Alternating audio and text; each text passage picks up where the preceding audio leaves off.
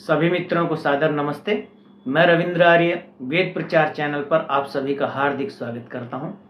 मित्रों, कुछ समय से चर्चा चल रही है कि बहुकुंडीय यज्ञ का विधान दैनिक यज्ञ में हो सकता है अथवा नहीं हो सकता।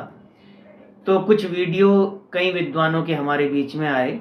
उनमें से एक वीडियो पूज्य स्वामी विवेकानंद जी परिव्राजक दर्शन योग महाविद्यालय के जो निदेशक हैं, उनका भी एक शंका समाधान रूप में वीडियो हमारे बीच में आया है और उसके प्रत्युत्तर स्वरूप हमने भी प्रमाणों के साथ वीडियो बनाकर प्रस्तुत किया था, जिसको स्वामी जी ने स्वीकार नहीं किया। हमको झूठा, मक्कार, मूर्ख आदि शब्दों से विभूषित किया है और उनके शिष्य भी उनके ही अनुगमन करते हुए, उनका अनुसरण करते हुए वो भी इसी प्रकार से सोशल मीडिया पर कह रहे हैं कि हमने जो वीडियो में कहा है वो गलत है। तो आइए हम अपने पक्ष की पुष्टि करेंगे। और अभी तक हमने कोई प्रश्न नहीं किया था, लेकिन इस वीडियो में हम आज एक प्रश्न करेंगे जिससे ये पूरा मामला स्पष्ट हो जाएगा। यदि मेरी बात गलत लगे तो नीचे कमेंट में गलत लिखिएगा, यदि सही लगे तो नीचे सही लिखिएगा। यदि मेरी बात आपको सत्य लगती है तो इसको स्वीकारिएगा, असत्य लगती है तो छोड़ दीजिएगा। मेरी तरफ से कोई बाध्यता नहीं है। मुंडे मुंडे मति भिन्ना, सबका अपना स्वतंत्र मत होता है। मेरा मत तो वही है जो दयानंद का मत है। और आइए इस वीडियो को आगे बढ़ाते हैं, देर नहीं करते हैं। स्वामी विवेकानंद परिव्राजक जी ने कहा है कि मैंने शाला कर्म का प्रमाण दिया है कि वहां पर 5 कुंडों का विधान है। स्वामी जी से मैं निवेदन करना चाहूंगा, आप तो न्याय दर्शन पढ़े हैं और दूसरों को भी पढ़ाया है, 45 वर्ष तक आपने न्याय दर्शन को पढ़ा है, तो क्या ये उचित है कि किसी संस्कार या किसी दूसरे कर्म का नियम आप वहां भी दैनिक यज्ञ में भी लागू कर देंगे? तो वहां पर यदि आप शाला कर्म करा रहे हैं तो शाला कर्म का नियम चलना चाहिए, और यदि दैनिक यज्ञ करा रहे हैं तो दैनिक यज्ञ का नियम चलना चाहिए। शाला कर्म जो है वो शाला कर्म की विधि से कीजिए और दैनिक यज्ञ जो है वो दैनिक यज्ञ की विधि से कीजिए। खैर, आप विद्वान हैं, आपको अधिकार है कि आप अपनी विद्या और सामर्थ्य का प्रयोग करके आप कुछ भी कर सकते हैं। तो शाला कर्म प्रकरण को मैंने खोल लिया है संस्कार विधि में, और यदि आपको मुझ पर विश्वास न हो कि भाई ये गलत बोल रहे हैं, तो आप भी संस्कार विधि के शाला कर्म प्रकरण को, जो कि गृहाश्रम प्रकरण में आता है, इसको खोल लीजिए और आरंभ से इसको पढ़िएगा। मैं आपके बीच में बताता जा रहा हूं कि स्वामी जी ने जो कहा है वो कहां तक सत्य है और कहां पर उसमें शंका उत्पन्न हो रही है। ऋषि दयानंद कहते हैं, अथ शाला कर्म विधि वक्ष्यामः। शाला उसको कहते हैं जो मनुष्य और पशु आदि के रहने अथवा पदार्थ रखने के अर्थ गृह व स्थान विशेष बनाते हैं। इसके 2 विषय हैं, एक प्रमाण और दूसरा विधि। स्वामी जी ने विधि तो ले ली, पर स्वामी जी प्रमाण कहां से दोगे? चलिए, आप अभी भी स्वीकार नहीं करेंगे कि आपका प्रमाण गलत है, तो इसको आगे पढ़ते हैं और वीडियो में आगे बढ़ते हैं, तो पता चलेगा कि किसका पक्ष कितना मजबूत है, किसका पक्ष सत्य का है और किसका असत्य का है।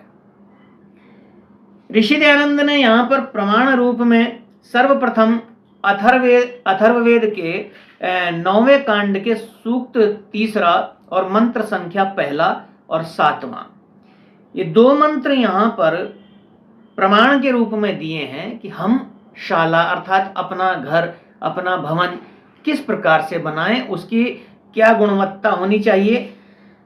ऋषि कहते हैं कि मनुष्यों को योग्य है कि जो कोई किसी प्रकार का घर बनावे तो वह सब प्रकार की उत्तम उपमा युक्त की जिसको देख के विद्वान लोग सराहना करें। यानी घर ऐसा बनाइए दिखने में सुंदर हो और विद्वान लोग और दुनिया जो है देखकर उसकी प्रशंसा करे, सराहना करे कि बहुत उत्तम घर आपने बनाया है। और वास्तव में वर्तमान में सभी लोग जो घर बनाते हैं उनकी सबकी यही कामना होती है, यही प्रयास होता है कि हमारा घर अच्छा बने, सुंदर बने, जिससे दूसरे लोग देखकर ये ना कहें कि आपने कैसा घर बना दिया है। तो ऋषि कहते हैं प्रतिमान अर्थात एक द्वार के सामने दूसरा द्वार, कोणे और कक्षा भी सम्मुख हों, यानी एक द्वार के सामने दूसरा द्वार। और कहा है कि इसके अनंतर वह शाला चारों ओर के परिमाण से समचौरस हो, यानी कि जिस प्लाट में आपने अपना भवन बनाया है वो वर्गाकार होना चाहिए, समचौरस होना चाहिए, उसकी चारों भुजाएं बराबर होनी चाहिए।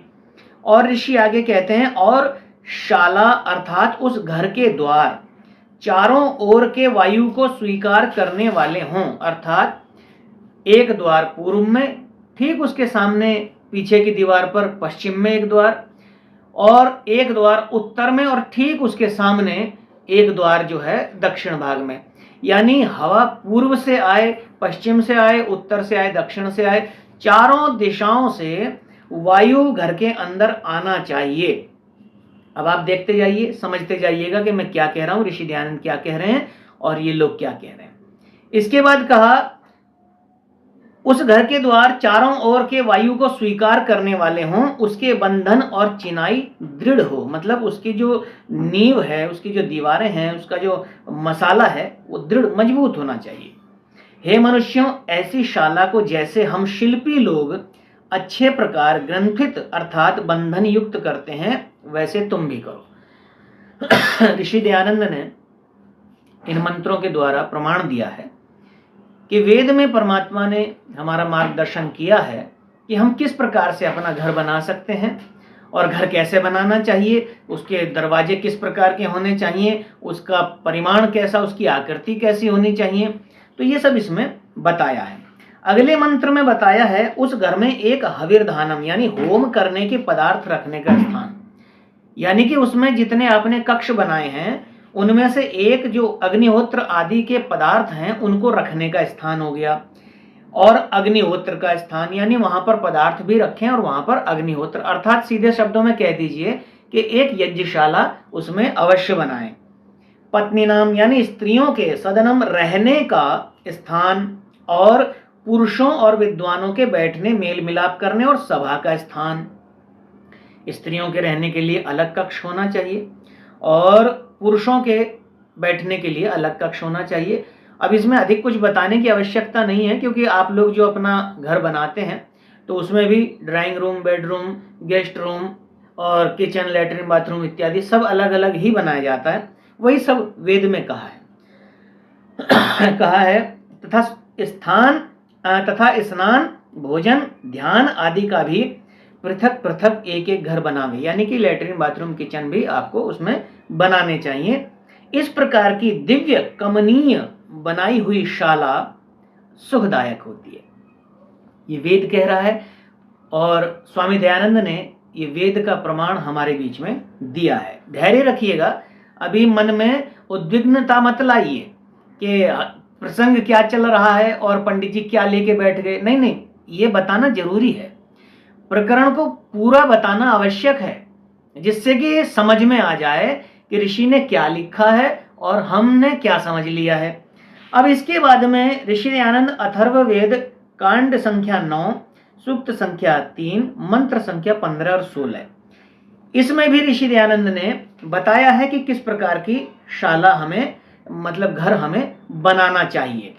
और इसके बाद में अथर्ववेद कांड संख्या 9, सूक्त संख्या 9 और मंत्र संख्या 19, इसके द्वारा भी बताया है कि किस प्रकार का घर हमें बनाना चाहिए। दरअसल देखा जाए तो वेद के अंदर यही वास्तुशास्त्र है जिसको लोग इधर उधर ढूंढते फिरते हैं और लोगों को बेकार बिना वजह के पैसा देते फिरते हैं। यही वास्तुशास्त्र है वेद के अंदर कि हमारे घर किस प्रकार से हमें बनाने चाहिए, किस प्रकार की भूमि हो, किस प्रकार की दीवारें हो, कैसे उसमें द्वार बनाने चाहिए, इस सब परमात्मा ने वेद में बता रखा है।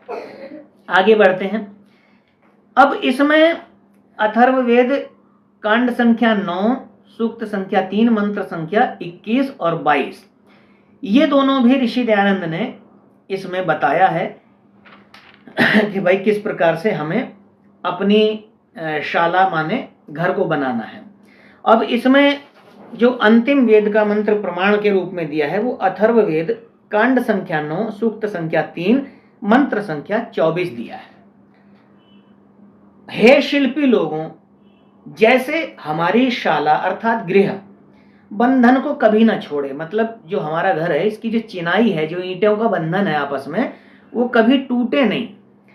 और कहा जिसमें बड़ा भार छोटा होवे वैसी बनावे। उस शाला को जहां जैसी कामना हो वहां वैसी हम लोग स्त्री के समान स्वीकार करते हैं, वैसे तुम भी ग्रहण करो। तो वेद में इस चीज का तो प्रमाण मिलता है कि भाई हमको किस प्रकार का भवन बनाना है।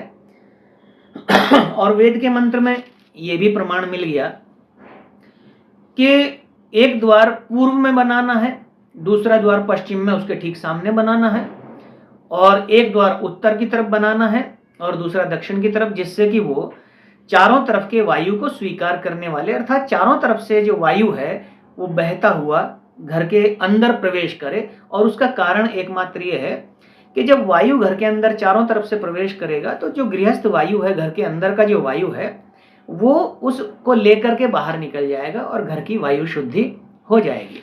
इसका ये कारण है।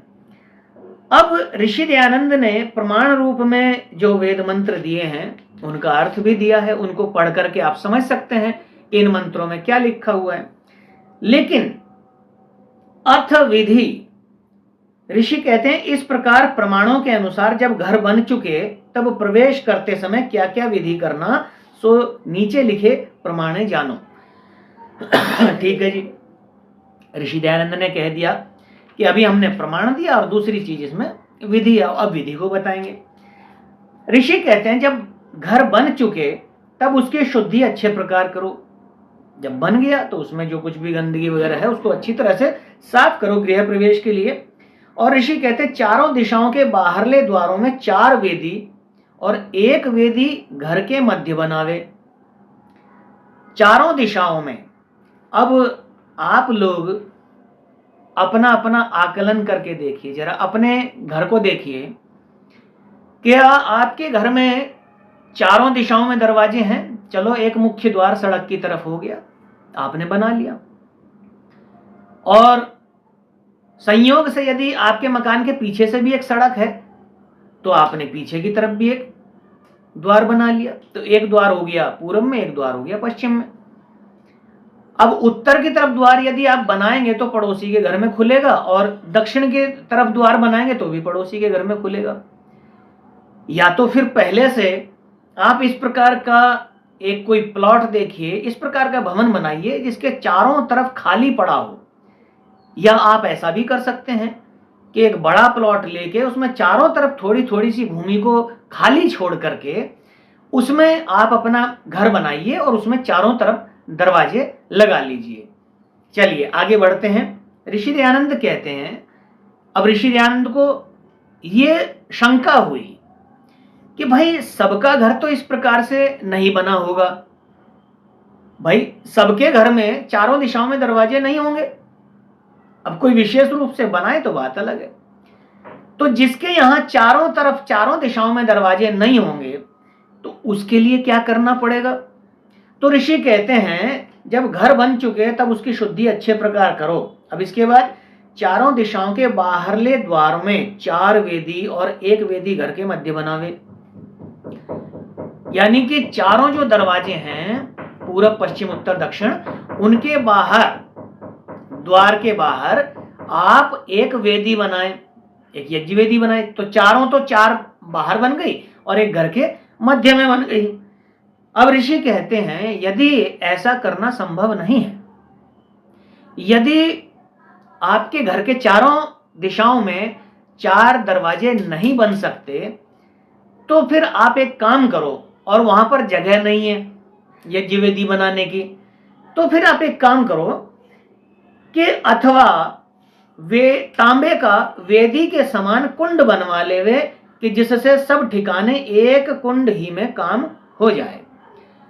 अब हमें आपत्ति इस बात की है कि स्वामी विवेकानंद परिव्राजक जी, जो जिनका मन भी पवित्र है, जो विद्वान हैं, जो समाधि को प्राप्त कर चुके हैं, जिन्होंने 45 वर्ष तक न्याय दर्शन को भी पढ़ा है, और हमारे हृदय में उनके प्रति सम्मान है। पूज्य हैं, पूज्य थे और पूज्य ही रहेंगे, सदा उनका सम्मान हमारे हृदय में रहेगा। किंतु यदि हम कोई छोटा सा प्रश्न कर दें, कोई शंका कर दें, तो आपका मन विचलित क्यों हो जाता है? आपको एकदम से नकारात्मक विचार क्यों आ जाते हैं? ऐसा तो नहीं होना चाहिए। आप तो सक्षम हैं, विद्वान हैं, पवित्र हृदय है। आप तो अंदर से जब समाधि को प्राप्त कर लिया तो आपको तो अंदर से शांत हो जाना चाहिए। मैं आपसे एक प्रश्न पूछना चाहता हूं। यदि आप मेरे इस वीडियो को देखें स्वामी जी, मैं आपसे एक प्रश्न पूछना चाहता हूं। जब आपने प्रमाण दिया था तो आपने प्रमाण अधूरा क्यों दिया? जब कुंडों की चर्चा विषय था कि कुंड एक होना चाहिए अथवा अनेक होना चाहिए, तो आपने संस्कार विधि से, शाला कर्म से जो प्रमाण दिया उसको अधूरा क्यों बताया? एक ही तो लाइन पढ़नी थी आगे, उसमें भी लिखा अथवा तांबे का वेदी के समान एक कुंड बनवा ले वे, जिससे सब ठिकाने एक ही कुंड से काम हो जावे। आपको, यदि आप न्याय दर्शन पढ़े हैं और न्याय की परिभाषा भी आप जानते हैं, तो आपको छल नहीं करना चाहिए था। आपको यह कहना चाहिए था कि देखो यहां पर दो व्यवस्थाएं हैं, एक व्यवस्था ऐसा कहती है और दूसरी व्यवस्था ऐसा कहती है। अब मैं ऐसा सोचता हूं, हो सकता है आपके मन में दो बात रही होंगी। एक बात तो ये कि येन किन प्रकारेण मुझे अपने मत को सिद्ध करना है, उसके लिए भले मुझे अधूरा वाक्य पढ़ना पड़े। और दूसरा ये कि यदि मैं दोनों व्यवस्थाओं को जनता के समक्ष बता दूंगा तो जनता के मन में शंका हो जाएगी कि इन दोनों में से कौन सी व्यवस्था करनी चाहिए और कौन सी नहीं करनी चाहिए। तो पूज्य स्वामी जी से मेरा निवेदन है कि स्वामी जी, इसका बड़ा आसान सा उपाय है। यदि ये शंका मेरे मन में है, किसी और के मन में है, किसी के भी मन में है, क्योंकि आपके मन में शंका नहीं होगी, आप तो विद्वान हैं, ये मेरे मन में शंका हो सकती है, अन्य लोगों के मन में शंका हो सकती है, तो इसका तो एक बहुत साधारण सा, आसान सा उपाय है, और वो ये है कि ऋषि दयानंद ने गृह प्रवेश के प्रमाण वेद से दे दिए। तो गृह प्रवेश की विधि कहां से दी है, कौन से ग्रंथ से दी है, ये मैं आपसे जानना चाहूंगा। यदि आपने इस बारे में पढ़ा होगा, निश्चित रूप से पढ़ा होगा, आप विद्वान हैं, हमसे तो बहुत पहले से विद्वान, हम तो अभी आए हैं आर्य जगत में। कौन से ग्रंथ से, कहां से ऋषि दयानंद ने गृह प्रवेश की विधि को लेकर के हमें संस्कार विधि में बताया है? क्योंकि मैं ऐसा मानता हूं कि ऋषि दयानंद न तो कुछ वेद के विपरीत लिखेंगे और न कुछ अपने पूर्व के ऋषियों के विपरीत लिखेंगे। वो जो भी लिखेंगे पूर्व के ऋषियों के समर्थन में लिखेंगे और वेदानुकूल लिखेंगे, क्योंकि ऋषि तो प्रतिज्ञा कर चुके हैं कि मेरा कोई स्वतंत्र मत नहीं है भाई, मैं तो वेद के अधीन हूं। और ऋषि ये भी कहते हैं कि मेरा कोई नवीन मत व कल्पना चलाने का लेश मात्र अभिप्राय नहीं है। ब्रह्मा से लेकर जैमिनी पर्यंत सब ऋषियों को ने जिस वैदिक सिद्धांत को प्रतिपादित किया है उसको जानना, जनवाना और मानना, मनवाना ही मुझे अभीष्ट है। तो ऋषि दयानंद अपनी तरफ से एक भी शब्द न तो घटाते हैं और न बढ़ाते हैं। तो ऋषि दयानंद ने ये गृह प्रवेश के प्रमाण अथर्ववेद से दिए हैं, वो हमने पढ़ लिए और आप जनता के समक्ष प्रस्तुत कर दिए। तो ऋषि दयानंद ने गृह प्रवेश की जो विधि है वो किस ग्रंथ से ली है, कहां से ली है? अब हमको यदि शंका है कि वहां एक कुंड रखना है अथवा एक से अधिक कुंड रखना है, तो इसका बड़ा आसान सा उपाय है कि स्वामी जी आप कृपा करके जनता के समक्ष ये भी बता दीजिए कि गृह प्रवेश की विधि ऋषि दयानंद ने कहां से लेकर के, किस ग्रंथ से लेकर के संस्कार विधि में दी है। अब हम उस ग्रंथ को पढ़ लें, उस प्रसंग को जाकर पढ़ लें। यदि वहां पर यही लिखा है कि 5 कुंड बनाने हैं, उनमें आहुतियां देनी है, तो फिर उसको स्वीकार करके सब लोग आगे बढ़ेंगे। और यदि वहां एक कुंड की चर्चा है तो फिर उसको स्वीकार करके आगे बढ़ेंगे। हमारा मत किसी का अपमान करना, नीचा दिखाना आदि नहीं है। हमारा मत यह है कि हम सब लोग मिल करके सत्य और असत्य का निर्णय करें। यदि आपका मत सत्य है, प्रमाणों के अनुकूल है, वेद के अनुकूल है, तो मैं उसको स्वीकार करूंगा और आगे बढ़ूंगा। ऐसे ही स्वामी जी, यदि हमारा मत वेद के अनुकूल निकला और प्रमाणों के अनुकूल निकला, तो मेरा निवेदन है आप भी अपनी हठधर्मिता को छोड़िए और हठधर्मिता को छोड़ करके तनिक उदारता दिखाइए, अपने हृदय की विशालता को दिखाइए और हृदय की विशालता दिखाते हुए सत्य को स्वीकार करें और फिर उस पर आगे बढ़ें। इसमें क्या घाटे वाली बात है? यदि सब लोग असत्य को छोड़ करके सत्य को पकड़कर आगे बढ़ेंगे, इससे समाज में एकात्मता आएगी, इससे समाज के लोगों का संगठन बनेगा और सब में प्रेम होगा। संगठन सूक्त में क्या कहा? संगच्छध्वंसम वदध्वंसम वो मनांसि जानताम। एक साथ मिलकर के आगे बढ़ो, एक दूसरे के अनुकूल वाणी होनी चाहिए। अब आपकी वाणी कुछ और बोल रही है, मेरी वाणी कुछ और बोल रही है। स्वामी जी, ऐसा कैसे चलेगा? आर्य समाज में संगठन बनाने के लिए अत्यंत आवश्यक है कि ये जो दो दो मत है ना, सबके अलग अलग मत हैं, इन मतों का निराकरण होना, सत्य और असत्य को जानना और सत्य को जानकर असत्य को छोड़ना, ये अत्यंत आवश्यक है। हमारा ये प्रयास किसी दुर्भावना से ग्रस्त नहीं है। हम कुंठित हैं, न हम मनोरोगी हैं, क्योंकि हमारा दुष्प्रचार, मैं जनता को बता दूं, हमारा दुष्प्रचार किया जा रहा है कुछ आचार्यों के द्वारा कि वो पागल हो गया है, वो मनोरोगी हो गया है, कुंठित है।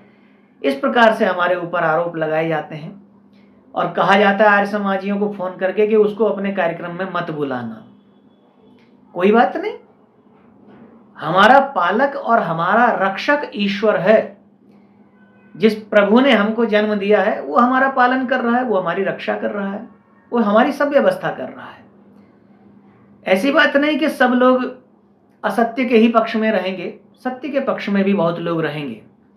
जिनके हृदय से आवाज आएगी कि हाँ इनकी बात सत्य है, तो वो हमारे साथ भी आएंगे और आ रहे हैं। देश विदेश से बहुत सारे लोग हमारे साथ जुड़ रहे हैं। स्वामी जी, मेरा निवेदन यह है, मैंने जो कहा यदि इसमें कुछ आपत्तिजनक हो या आपके हृदय को दुखाने वाली बात हो तो उसके लिए मैं क्षमा प्रार्थी हूं। पहले भी था, अब भी हूं, और मैं तो अभी बालक ही हूं, मनुष्य हूं, गलती करना मेरे स्वभाव में है, मुझसे गलती हो सकती है। मैं कभी ऐसा नहीं सोचता कि मुझसे कोई गलती नहीं होगी। मैं कभी अपने आप को परफेक्ट नहीं समझता। मनुष्य हूं, अल्पज्ञ हूं, तो मुझसे गलतियां होनी संभव हैं, स्वाभाविक है। लेकिन उन गलतियों को मैं देखता हूं, मैंने क्या गलत कहा, क्या गलत बोला और क्या किया, मैं सब देख रहा हूं और प्रमाणों से और ग्रंथों से मैं उनका मिलान भी करता रहता हूं और यथासंभव जहां तक मुझसे होता है कि कोई त्रुटि हो जाए उसके लिए जो मुझसे बन पड़ता है प्रायश्चित भी करता हूं और आगे वो त्रुटि न होने पाए इसका संकल्प भी लेता हूं। तो स्वामी जी, मेरा आपसे यही निवेदन है कि स्वामी दयानंद ने गृह प्रवेश की विधि कौन सी पुस्तक से ली, किस ग्रंथ से ली, उसको कृपया एक वीडियो के द्वारा जनता के समक्ष रखें और वहां उस विधि में इसी प्रकार 4 कुंड 5 कुंड बनाने की विधि है अथवा 1 कुंड से यज्ञ करने की विधि है, ये हम जनता को बताने की कृपा करें। आपकी अति कृपा होगी। बहुत बहुत धन्यवाद। स्वामी जी को नमस्ते।